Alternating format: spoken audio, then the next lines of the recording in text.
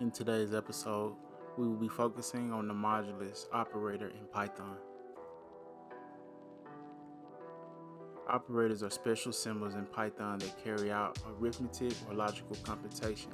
The value that the operator operates on is called the operand. Let's take a look at how modulus are used in PyCharm IDE. We will start by making a variable and calling it modulus.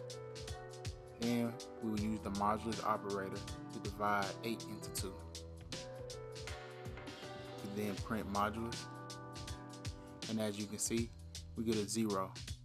This is because 8 divided in 2 has no remainder. But let's say we want to try 3. As you can see, it leaves 2. Because the closest we can get is 6 with 3 times 2, it leaves a remainder of 2. If you found this video in any way helpful, make sure to follow the PySociety on Twitter, and don't forget to like, subscribe, and turn on your notifications.